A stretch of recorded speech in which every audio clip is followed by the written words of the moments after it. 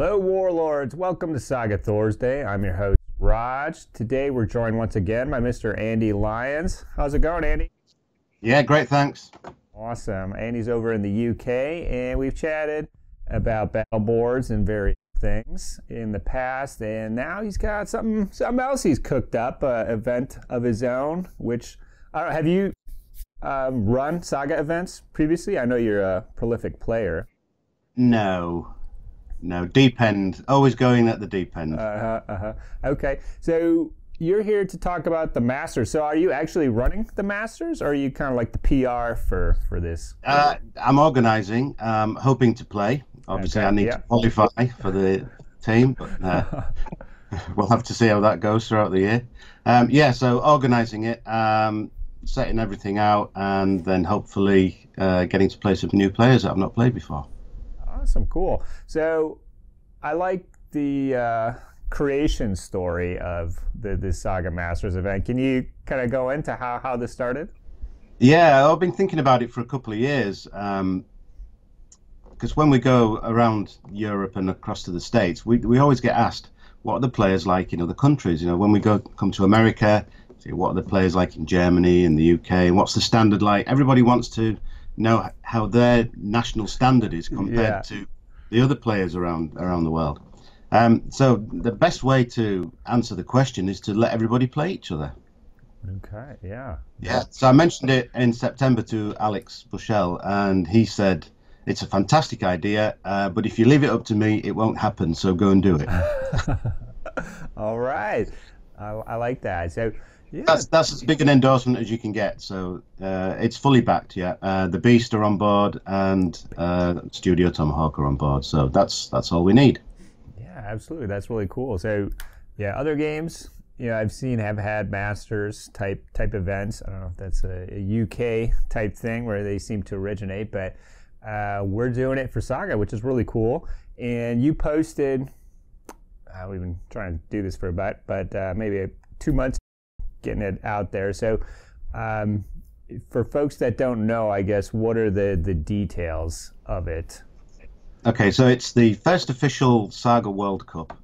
It's a team event, so there are no individual superstars or anything. We're playing as a team. So each nation has a team of 4 players. We're allowing multiple teams from the larger nations because it's difficult for you guys especially to travel to do a qualifying event. To qualify for your team, you might have to go 2,000 miles to play in a local tournament, which is totally off the scale for So you can have more than one team. They're not A team and B team. Each team will stand on its own merits or fall on its own merits. We'll represent each country, and so far we've got 14 countries that want to come along and play. So there'll be 14 countries providing at least one team. We could end up with 20 teams. I'm not sure yet. We'll have to see how that works. But yeah, it's going to be big. It's potentially the largest Saga event. My dog barks. He's excited. Or she. In the world, yeah, she. That's really cool. So is the date set? Is the venue set for that? Yeah, is that still arranged? We're actually piggybacking on an existing venue that's been hired for the Warhammer World Cup. So we're at the same event as that. They've got extra space, and the BHGS, which for those who don't know is the British Historical Games Society.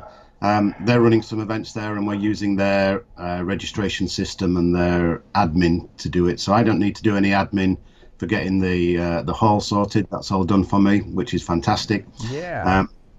Especially if you're a newbie, perhaps, to running events. So everything's going to be set for you. Going to be able to run nice and smoothly. And so, yeah, that's really cool. So was there like a website or a contact? How do people get in touch with you? A Facebook page, which Studio Tomahawk have done some artwork for me for the banner across the top, etc. So that will hopefully go live in the next week or so. So by the time maybe this airs, everything will be up there, and people will already know about it. Your Facebook page, and that's going to be like the hub for the teams to communicate, not necessarily with the players from their own country, but in between each other teams and with admin, etc. So everything's posted up there. It'll be posted on the Studio Tomahawk forum and general Saga Facebook pages. There's probably half a dozen of them up there. Okay, cool. Yeah, and when that's ready, I'll have a link in the show notes here below as well. And maybe I missed it. Did you say the date specifically? The date is the 14th and 15th of September this year, 2019. Okay, cool. It's in London, North London, at one of the large athletic stadiums. So it's there'll be no problems for parking or transport links or anything. Getting in there. That's really cool. And sure, that Facebook page, folks might just want to get in on it, even if they're not interested in the match. I mean, I'm sure there's going to be some interesting conversations, just another place to hang out and chat Saga with different folks. So that's really cool. So people are going to get to travel to the UK. When I do these spotlights, I always ask, what events people should check out. So this should be one of them. And you're no stranger to travel, Andy. So you're coming to Adepticon here once again. Is that right? That's right. Yeah, we're booked in. 4 days of Saga. What's not to like? 4 days this year. Excited about that. I see you signed up for the Legend of Camelot there. Trying to get some info out of me, but I like to play things pretty close to the chest with the narrative stuff. So that should be fun. It'll be good to see you. And Tracy, again, is she coming as well? Oh yeah, okay. yeah. Okay. Cool. We're a team. So, is the UK team set? Are you guys having like a qualifier? I think some kind of tournaments or rankings. We've got 4 or 5 UK tournaments, and each one will be a qualifying tournament. The way we're going to do it over here, each country can run it how they want to pick their own team. But the way we're doing it is people can pop along to any of the events, any of the tournaments before September, and your top 2 results will count towards team qualification. That's cool. So we know people can't make every tournament, so as long as they can do 2 and score well, if they're a good, they'll score well in 2 tournaments. So, and then we'll pick the top scoring players from those tournaments. That's cool. Yeah, and I know some folks, there'll probably be a lot of chat about this at Adepticon, but it sounds like some of the Midwest folks, Mr. John, the Silver Fox, might be headed over, and Monty perhaps. I've seen some chat about that. I'll be keen to learn more about it. There's two American team organizers, if you like. John Stentz is one, and Russell is the other guy who does a lot of the Texas area stuff. Oh, cool. Yeah, I've been meaning to touch base with him. He got some pretty cool... Yeah, he's Vorthrax on the forums. And pretty cool leagues down there. So, okay. Cool. Well, thank you for taking some time out of your schedule here to chat about this, and I'm glad I can get the word out there. If there's some nations that haven't signed up yet, I'll quickly run through the list. We've got Italy, Belgium, Spain, Germany, England, Sweden, Canada, USA, Finland, Hungary, Australia, France, Poland, and potentially Austria, although that's not confirmed yet. So there's 14 there. And like I say, some of them will bring more than one team. So we could have anywhere between 14 and 20 teams playing. That's cool. Is there going to be like a deadline or anything, or up until? Not at the moment, no. I mean, from the admin point of view, I want to get all of the back office stuff sorted by the end of June, so that gives me a bit of contingency time in case anything needs rearranging or anything. But okay, that makes sense. Everything's in place nice. We've got some sponsorship on game mats, because obviously there maybe need to be 50 game tables there, so we're going to have some mats on there. So Deep Cut Studios are going to print us some custom World Cup mats with the World Cup logo on, and players, there'll be an option for them to buy one and take it home at a reduced price as well if they want a souvenir. Yeah, we're putting a war chest together for all the players as well, and there's a lot of UK companies and that are donating stuff into the war chests as well. So it should be good. Everybody will go home with something. Yeah, and that does sound like a pretty big event. What's the biggest event that you've seen? I'm curious. Do you know what the mark is? The the biggest Saga event's been around 50 players, which was the UK Grand Melee a couple of years ago. But normally they're capped around 40 players to make it manageable. So we've potentially got double that at the minute. Wow, cool. Yeah, this should be awesome. After it's all sorted out there, we might have to have you back on, see how it all went. Yeah, well, if it goes badly, nobody will hear from me again after September. That's true. Also, if you win it, there might be kind of weird. I have won my own event once, and it's a weird feeling for everybody. So yeah. Well, the schedule for the games is going to be prearranged. So all we're going to have is we're going to have half of each team playing Crusades, half of each team playing the Viking Age book. Those are the two universes that we're going to use, because everybody's got access to those. All of the scenarios will be from the Book of Battles, so everybody will have an opportunity to practice and prepare.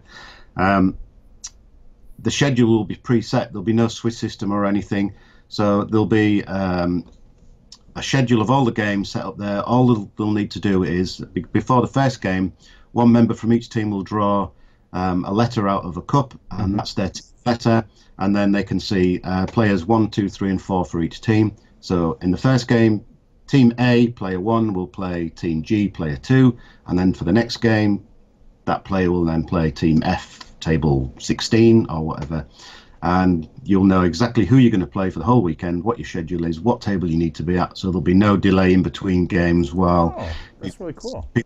People put the results in and then have it to generate the next opponent. So because we're not playing Swiss or anything, it's a team event. All of the team scores going to the pool for each round, and we'll be able to post halfway through the second game the results of the first game will be put up, so that everybody will know how things are progressing throughout the weekend. But we don't have to rely on getting the results in time to generate the next.